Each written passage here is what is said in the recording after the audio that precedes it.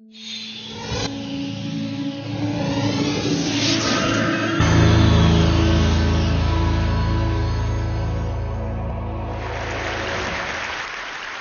Hindus say Nada Brahma, one translation of which is the world is sound.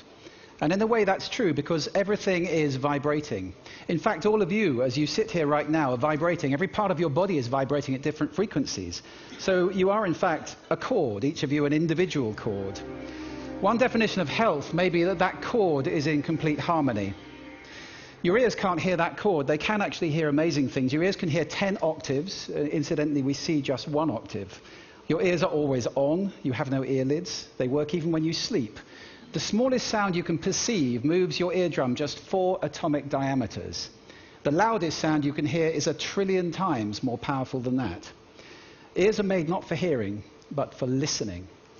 Listening is an active skill, whereas hearing is passive. Listening is something that we have to work at. It's a relationship with sound, and yet it's a skill that none of us are taught. For example, have you ever considered that there are listening positions, places you can listen from? Here are 2 of them. Reductive listening is listening for. It reduces everything down to what's relevant and it discards everything that's not relevant. Men typically listen reductively. So he's saying, I've got this problem. He's saying, here's your solution. Thanks very much. Next. That's the way we talk, right, guys? Expansive listening, on the other hand, is listening with, not listening for. It's got no destination in mind, it's just enjoying the journey. Women typically listen expansively. If you look at these 2, eye contact facing each other, possibly both talking at the same time. Men, if you get nothing else out of this talk, practice expansive listening and you can transform your relationships.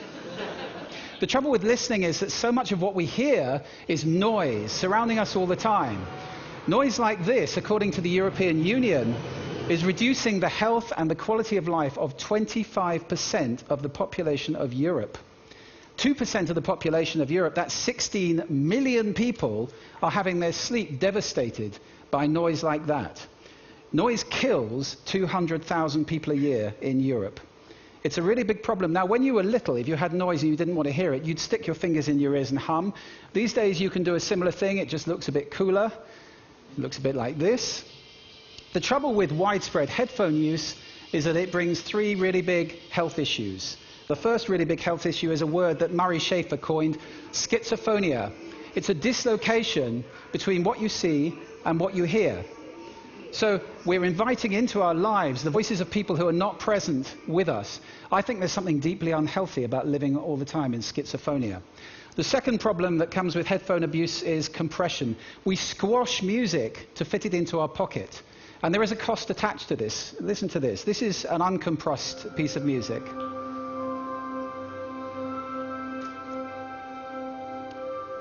And now the same piece of music with 98% of the data removed.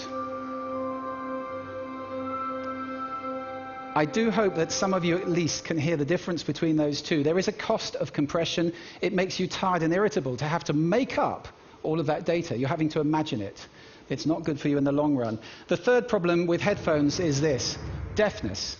Noise-induced hearing disorder. 10 million Americans already have this for one reason or another. But really worryingly, 16%, roughly 1 in 6 of American teenagers suffer from noise-induced hearing disorder as a result of headphone abuse. One study in an American university found that 61% of college freshmen had damaged hearing as a result of headphone abuse. We may be raising an entire generation of deaf people. Now, that's a really serious problem. I'll give you 3 quick tips to protect your ears, and pass these on to your children, please. Professional hearing protectors are great. I use some all the time. If you're going to use headphones, buy the best ones you can afford, because quality means you don't have to have it so loud. If you can't hear somebody talking to you in a loud voice, it's too loud. And thirdly, if you're in bad sound, it's fine to put your fingers in your ears or just move away from it. Protect your ears in that way. Let's move away from bad sound and look at some friends that I urge you to seek out. WWB, wind, water, birds.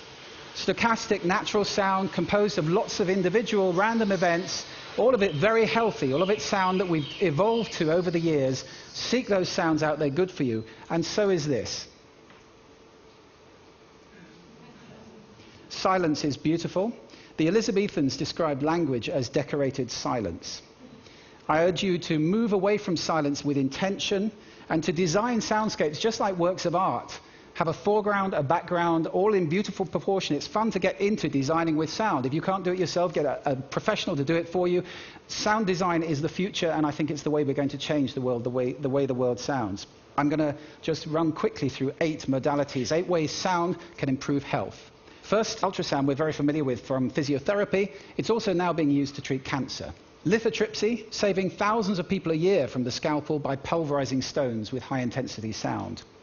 Sound healing is a wonderful modality. It's been around for thousands of years. I do urge you to explore this. There are great things being done there, treating now autism, dementia, and other conditions.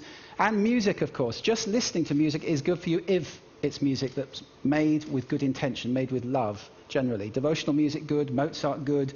There are all sorts of types of music that are very healthy. And 4 modalities where you need to take some action and get involved. First of all, listen consciously. I hope that after this talk you'll be doing that. It's a whole new dimension to your life, and it's wonderful to have that dimension. Secondly, get in touch with making some sound. Create sound. The voice is the instrument we all play, and yet how many of us are trained in using our voice? Get trained. Learn to sing, learn to play an instrument. Musicians have bigger brains. It's true.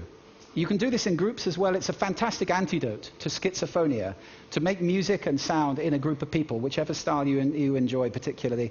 And let's take a stewarding role for the sound around us. Protect your ears, yes, absolutely. Design soundscapes to be beautiful around you at home and at work. And let's start to speak up when people are assailing us with the noise that I played you earlier on. So I'm going to leave you with 7 things you can do right now to improve your health with sound. My vision is of a world that sounds beautiful. And if we all start doing these things, we will take a very big step in that direction. So I urge you to take that path. I'm leaving you with a little more birdsong, which is very good for you. I wish you sound health.